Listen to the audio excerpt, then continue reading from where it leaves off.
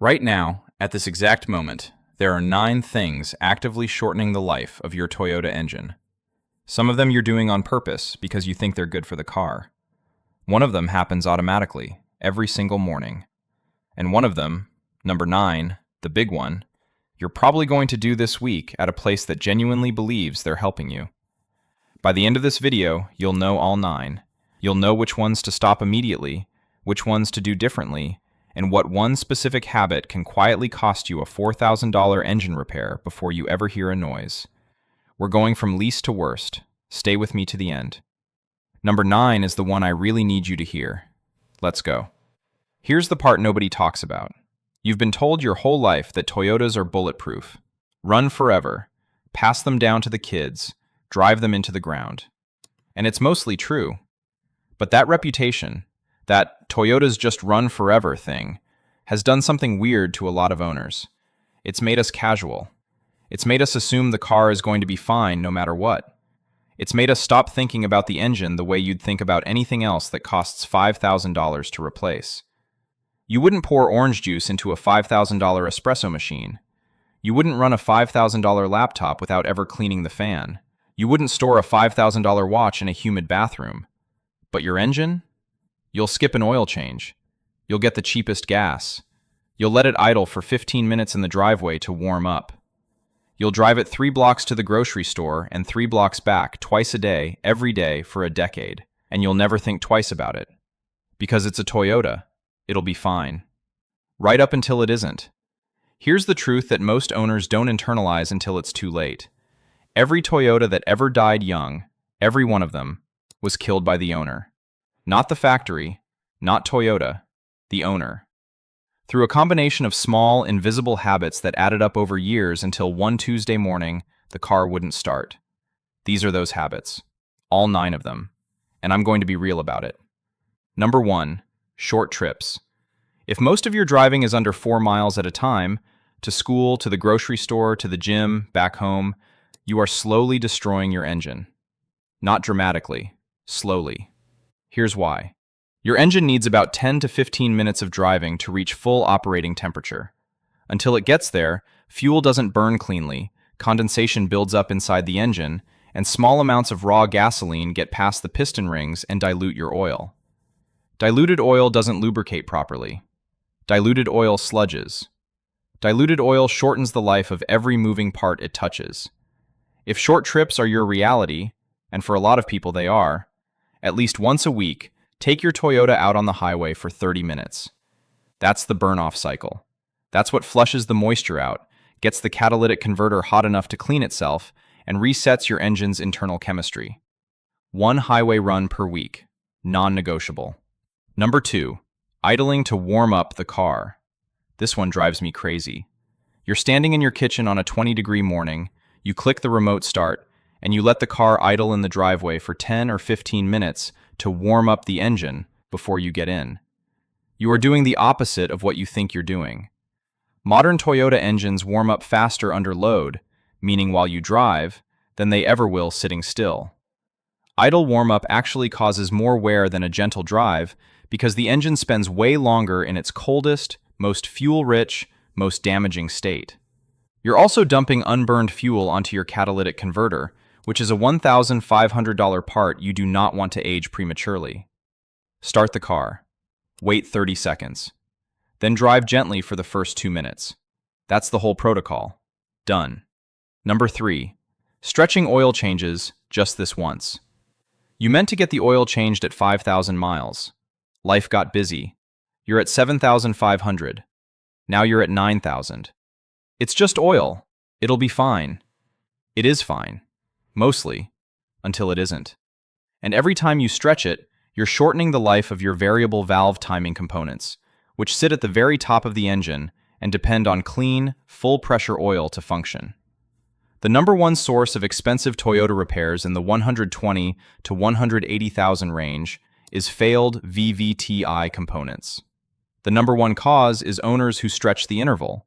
Same shop, same oil, same interval, every time. That's the entire playbook. Number 4, using the wrong oil weight. Toyota specifies a very specific oil weight for your engine, usually 0W20 on modern Toyotas, sometimes 5W30 on older ones. It's on your oil cap. It's in your manual. If your buddy says, use 5W30, it's thicker, it's better protection, your buddy is wrong. The clearances in your engine were designed around a specific viscosity. Thicker oil at startup means it doesn't reach the top of the engine fast enough. The top of the engine wears. You won't notice for 80,000 miles. Then you will. Use what's printed on the cap, not what your uncle ran in his 1996 Camry. Number 5. Cheap gas from sketchy stations. Not all gasoline is the same.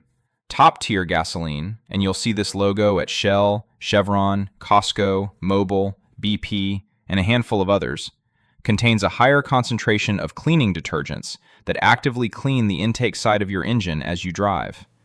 Non-top-tier stations, especially the little ones at the corner with the cheap pricing, often meet only the minimum federal detergent requirement.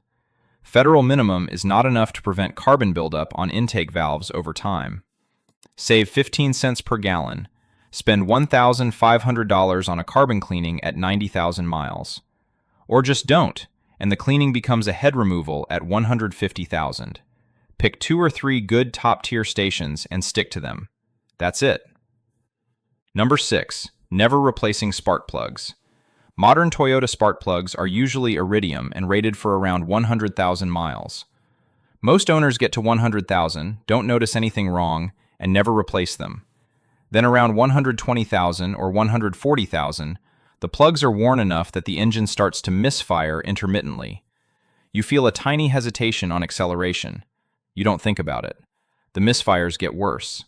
Now you're dumping unburned fuel into your catalytic converter, which costs $1,200 to $2,000 to replace once it's contaminated. Change your spark plugs at the recommended interval. It's a $100 service. It will save you a $1,000 service. Number 7. Direct injection carbon buildup. This one is for owners of newer Toyotas, anything with a 2GR-FKS, a 25A-FKS, T24A-FTS, or the new TNGA engines. Toyota's modern direct injection engines spray fuel directly into the cylinder, which bypasses the intake valves entirely. That's great for efficiency. It's terrible for the valves themselves, because the old port injection fuel spray was actually keeping the valves clean. Without it, oil vapor and combustion residue cake onto the intake valves over time. By 70,000 miles, that buildup is restricting your airflow. By 100,000, you're losing 10 to 15 horsepower and getting weird cold start stumbles. The fix: a walnut blast intake cleaning every 60 to 80,000 miles. Costs around $400. Not a dealer service most people know to ask for. Now you know. Number 8. Ignoring oil consumption. Some Toyota engines, particularly the 2AZ-FE in certain Camrys and RAV4s from the mid-2000s, and a few others, are known to burn oil. Not catastrophically. Half a quart, sometimes a full quart, between oil changes. Owners check their dipstick once a year, see it low, top it up, never investigate. If your Toyota is burning more than a quart between oil changes, you have a problem developing. It's usually piston ring deposits that, caught early, can be cleaned out with a top engine treatment. Ignored, they progress until the engine is consuming so much oil it starves itself and seizes. Check your dipstick once a month. It takes 30 seconds. It's the single most diagnostic-rich habit you can have. Number 9, and this is the one I told you about, the 10-minute oil change shop. Listen, I'm not naming names. You know which ones I mean. The drive-up places with the signs in front. The ones where the kid asks you what kind of oil you want and you say, whatever it takes, and 10 minutes later you're back on the road. Most of them are fine. Some of them are not. And the ones that are not have a specific pattern of destroying engines. Here are the 4 ways. 1. They use the wrong oil filter, a filter that doesn't seal properly. 6 months later, you have a slow leak and a dropping oil level. 2. They double gasket your filter. They forget to remove the old rubber seal from your previous filter, install the new one on top of it, you drive away, the gaskets fail catastrophically, the entire oil pump dumps your engine oil onto the highway in 90 seconds, and your engine seizes at 65 miles per hour. 3. They cross-thread or over-torque your drain plug. The plug strips the oil pan threads. Now your oil pan is leaking. Now you need a new oil pan or a thread repair, which on some Toyotas means dropping the entire subframe. 4, and this is the worst one, they tell you they're topping off your transmission and accidentally put motor oil in the transmission, or accidentally drain the transmission while thinking they're draining the oil. I have seen this twice. Both times the transmission was destroyed within 50 miles. The fix is simple. Find one good independent shop. Build a relationship. Pay $20 more per oil change. Your engine will outlive your interest in owning the car. 3 key insights worth remembering. Insight number 1. The small habits do the big damage. None of the 9 things on this list will kill your engine today. None of them will trigger a check engine light tomorrow. They are patient killers. They work over years. That's what makes them dangerous, and that's why most owners never connect their habits to their eventual repair bill. You don't get a warning. You get a number. Insight number 2. Your engine doesn't punish you the way you expect. Cars in movies seize dramatically with smoke pouring out of the hood. Real engines don't do that. They lose 3 horsepower a year. They start a faint tick at startup. They burn a little more oil. By the time you have a problem you can feel, you've usually had a problem you couldn't see for 5 years. The owners with 400,000-mile Toyotas don't have better luck. They just paid attention to the small stuff while it was still small. Insight number 3. The cheapest service is rarely the cheapest service. Saving $25 on an oil change at the wrong place can cost you $5,000 on an engine. Saving 15 cents a gallon at the wrong station can cost you $1,500 on a catalytic converter. Saving an hour by skipping a spark plug change can cost you $1,000 on misfire damage. Every shortcut you take with your engine gets paid back with interest. Always. The cheap option is almost never the cheap option. Tell me in the comments, of these 9, which one were you doing without realizing? Just the number, 1 through 9. I want to see how Toyota owners actually break this down. I read every comment. Drop the number below. One last thing before we wrap. If you only remember one thing from this video, remember this.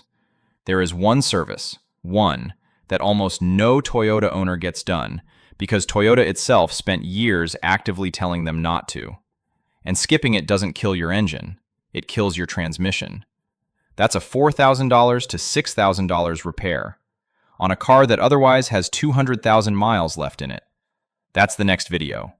The single Toyota service most owners skip, the one that will cost them their transmission. I'm going to show you exactly what it is, why Toyota downplays it, and how much it actually costs to do it right. Subscribe so it shows up when it drops. See you there.